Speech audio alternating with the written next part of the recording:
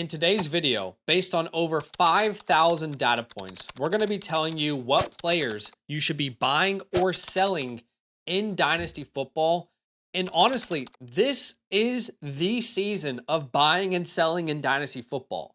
There will be more trades in the next 4 to 5 weeks, depending on when your deadline is, than there probably have been all year in your Dynasty leagues. So let's take advantage of that. Let's get active in the market. We will be using the Dynasty trade dial today, which is a land exclusive. Shout out to our lead analyst there, Scotty Kaufman. If you want to pause and read about the Dynasty trade dial and how it was put together, you can do so. But anyone who's an annual Mother Flocker member with the promo code LAND on the Flock site will have access to that Dynasty trade dial. I'm going to go through every single position so you can actually check out the time codes if you want to look at the buys and sells for every different position today. All right, based off thousands of data points, multiple years of said data, right now, the quarterback position you should be buying, and this is aimed more towards Superflex. That's what the data is founded in.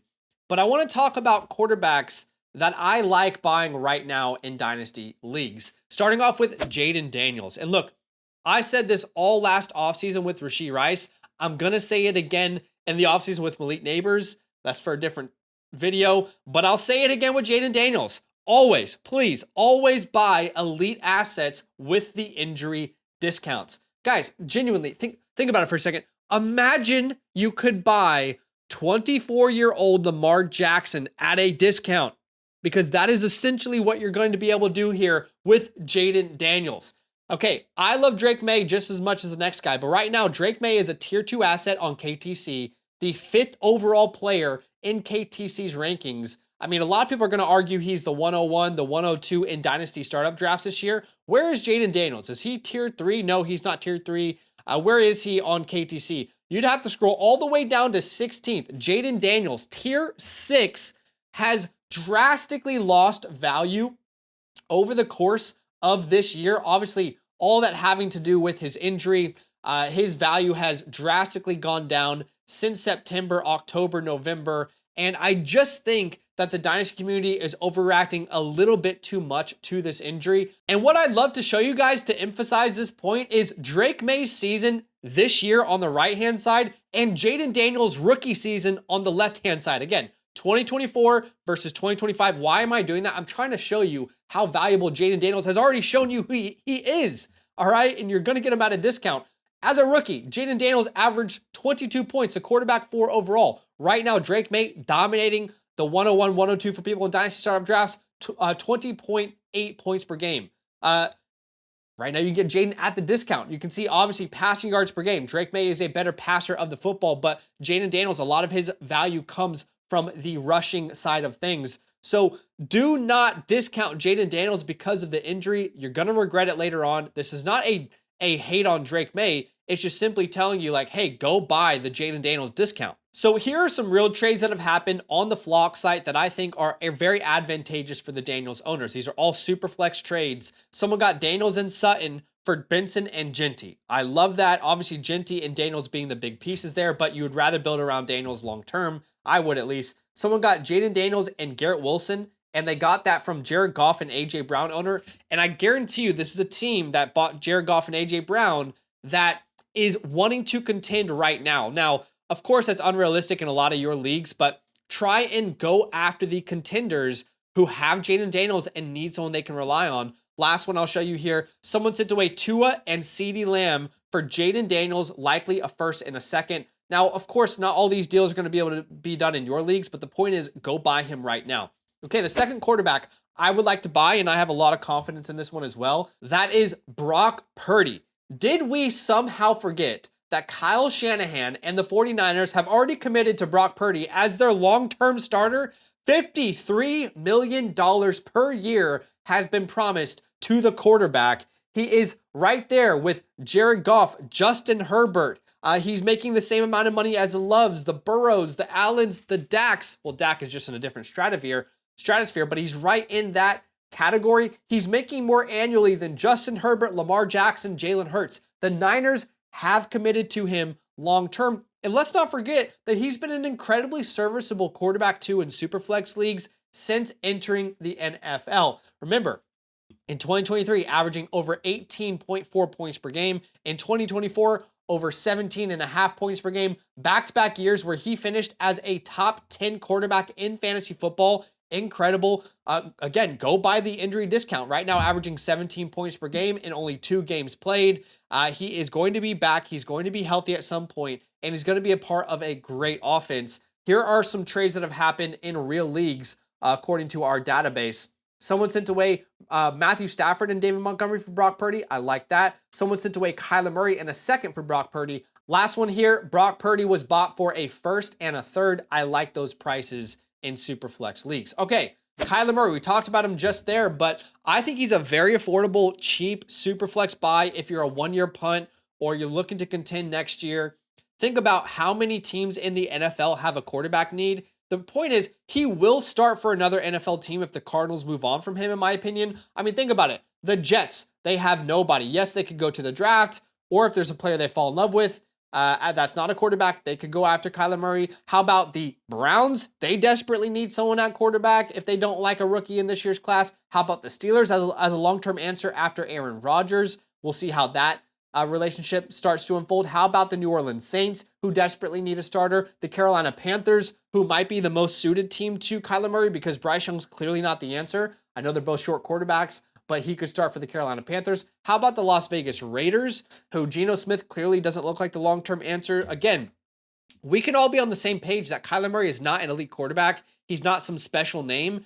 I'm not here to argue that. What I am here to argue is that he will find another opportunity, and when he does, he will inherently have more value in the dynasty markets. So now is the time to jump on that. Someone sent away Matthew Stafford for Kyler and a third. Love it. Someone sent away Aaron Rodgers and a second for Kyler Murray. Perfect. Let's go bet on him. Perfect buy for our guys who are rebuilding or one-year punting at this point. All right, let's move on to the running back position. And again, based off thousands of data points and multiple years of data, it is time to sell running backs. I would argue that the next 4 weeks are the best, most prime times to sell a running back in Dynasty football. You're going to find it far more difficult to do it in the offseason. So let's start off with Christian McCaffrey. Look, it is always, and I mean always, harder to sell elite veteran running backs in the offseason than it is in season. And psychologically, let's think about why that might be. Well, contenders want the fantasy points right now, before they get into the playoffs, so they can win a fantasy championship. In the offseason, contenders are thinking, well, I could probably piece together an RB2 here or an RB1 somewhere with the rest of my roster. In season, they're looking at their competitors and thinking, man, look at what Christian McCaffrey is doing right now, putting up over 24 points per game, looking like his prime self, on track for an insane amount of targets, almost 7 targets per game. Why don't I go out and get him and guarantee myself a championship? It's a different mindset in season versus the off season. And all last off season on this channel, my biggest sell high was who? Saquon Barkley. And that's simply because older running backs over the age of 27, 28, 29, they are always more difficult to sell in the offseason than in season when they're scoring points, simply because of the way Dynasty works. When you hit a certain age, you start to lose inherent value in Dynasty football. And we saw that happen this year with Saquon Barkley, right? He put up 2,000 yards last year, and you can see his value starting to drop. You can see it even more obviously here from 2024. He hits that big season, jumps all the way up to the RB3 in Dynasty football. And of course, this year he has dropped drastically because it's just hard to sustain those elite seasons year after year. It's very difficult no matter what your name is. So I think it's time to sell CMC. The only person that keeps CMC is the contenders. If you're not a contender, you have got to sell Christian McCaffrey right now. I mean, imagine if you could have sold Saquon Barkley in season last year before everyone started to think about regression and his age and what might happen from one year to the next with the amount of touches a player will get. So if you can flip him for a Bucky Irving right now who's injured, that's perfect for our rebuilders. If you can flip him and Brian Robinson for a Rondé Gadsden in a first, I love that. Woody Marks and Garrett Wilson, these are perfect ideas to go flip Christian McCaffrey. Okay, you're not going to like it, but Jonathan Taylor, it is a great time to go sell JT. And again, I want to be very clear here. You only sell Jonathan Taylor if you're not contending. If you're contending, hold him and win your championship, all right? But if you're not contending, this is your chance to sell an elite running back in his prime peak for a haul. Again, think back to the Saquon Barkley take we just had when talking about Christian McCaffrey. The same thing applies here for Jonathan Taylor. Here are some examples where you can sell Jonathan Taylor. People have in Dynasty League. Someone sent away Taylor for Bucky Irving, a first and a second. You might be able to get more in some leagues. Someone sent away Jonathan Taylor in a second for 3 first-round picks.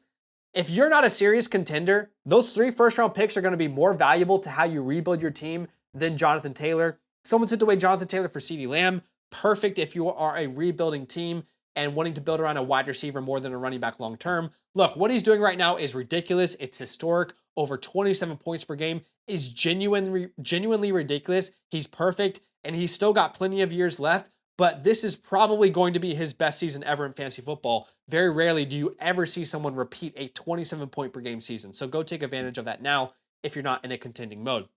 How about Rico Dowdle, man?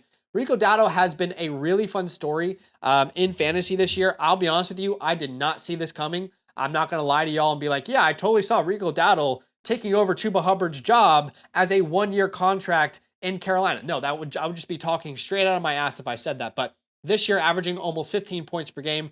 Obviously, some of those games have been in splits with Chuba Hubbard, and then they finally gave him the keys in week number 9. But Rico Dowdle is the perfect name to sell to the contenders who need an RB2. He's not going to cost them as much as a Jonathan Taylor or a Christian McCaffrey. But for you, if you have him right now, keep in mind, he's on a 1-year contract. Now, I don't love this running back class for the Dynasty rookies, so he probably will get a job somewhere. Maybe that he stays in Carolina, I'm not sure. But it's going to be easier to sell him now in season while he's scoring points before the offseason, where people can think about all the reasons why he's maybe not as valuable as you might think he is. So here's some real trades that have happened. Someone sent away Metcalf and Dowdle for a first and a second. So again, packaging 2 guys that are not going to get you a first on their own to get a first combined and a second. Someone sent away Rico and a third to for Tucker Kraft. Clearly that's to a contender because Tucker Kraft is a piece we'd all prefer to build around long-term. I'm sure of it. All right, DeAndre Swift is a name I'd love to sell. I mean, he was genuinely impossible to sell, not only in this offseason, but in the previous offseason as well. If you guys remember that, 2023, after the Eagles averaged about 12.5 points per game, impossible to sell. Then he goes to Chicago, impossible to sell this offseason. Now he's with Chicago again in Ben Johnson's offense, averaging his best points per game, almost 16, since 2021, his second year in Detroit. He's been playing pretty good. He's been playing effective, efficient, but there is no long-term contract there. And again, he's going to be way easier to sell right now to a contender than in the offseason where he's another year older. And maybe you're talking about the NFL draft, free agency. This is your chance. So if you can sell him for a Jordan Addison, I love that. RJ Harvey in a second. I would even sell him for RJ Harvey straight up and multiple seconds. If you can get any of those deals done, perfect. David Montgomery, just quickly, I think he's hit his peak in fantasy football at this point. So if you can get any second for him while contenders are looking to go out there and make a push, you do that. Okay, at the wide receiver position, based off of thousands of data points, right now it is time to sell. We're almost in a hold period, but we're still in a sell period right now. And one of the names that I would like to talk about there is going to be Michael Pittman.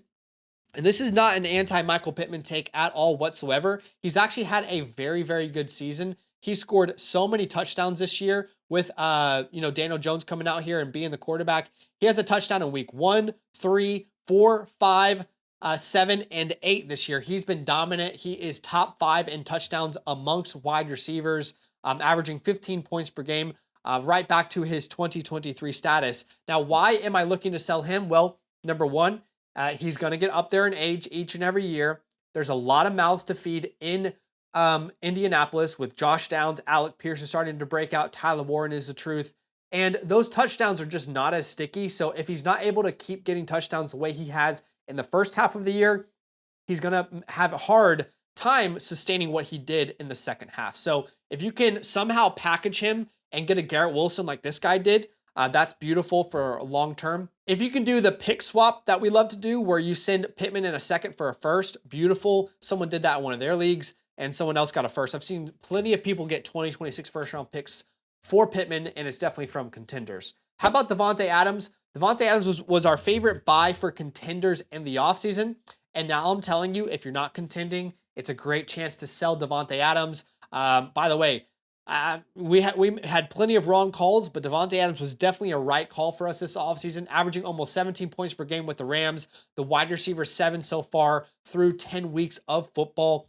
But again, unless you're contending, there's just no reason to hold him. If you can flip him for a younger name, that's ideal. For example, the Zay Flowers of the world, the young prospects who haven't really gone nuclear yet, the Ricky Pearsall in a second, that's perfect. If you can get any first from him from a contender in a future season, that's perfect. You don't really want to get a first this year from contenders, ideally in 27 or 28, because you want to have a chance for their rosters to kind of fall apart. So those firsts are more valuable.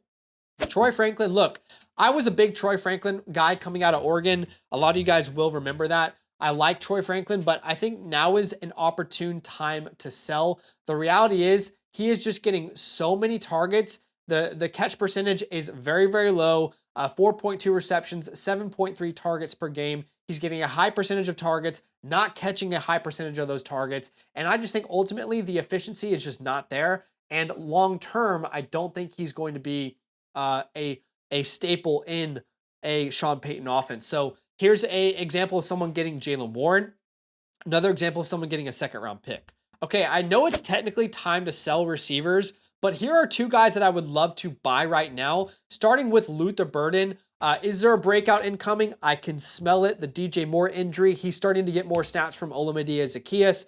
I mean, don't forget, guys, when we think about names like Amon-Ra St. Brown, which is really like the ceiling comp for a name like a Luther Burden, don't forget that in his rookie season, he was not a superstar straight away, right? I mean, in his first, what was it, like 12 weeks of the season, you're talking about a name that had 13.5 fantasy points as his high. Plenty of games under 5 fantasy points through his first, 12 weeks. And no one thought Amon-Ra St. Brown was going to be the superstar he was in the first 12 weeks of his season. Could we see a second half resurgence from Luther Burden like you saw for Amon-Ra St. Brown? I don't know, but I want to buy in on the price to see because I think he's an elite prospect. So if you can sell Pat Bryant in a second or just a second on its own, that is the price point I'd be looking to go out and buy Luther Burden for right now.